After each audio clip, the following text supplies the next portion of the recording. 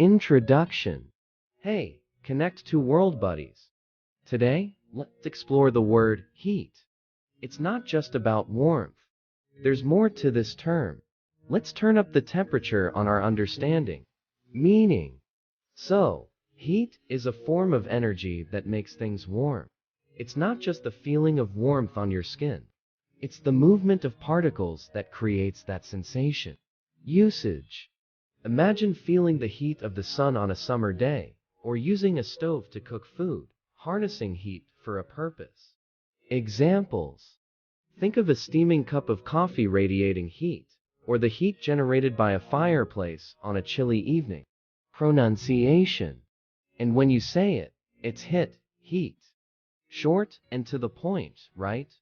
Different uses. Ever heard of heat energy?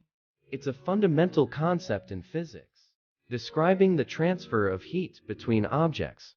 Conclusion. If the word heat warms your curiosity, consider hitting the like button and subscribing for more word adventures. Stay connected, and until our next exploration, take care.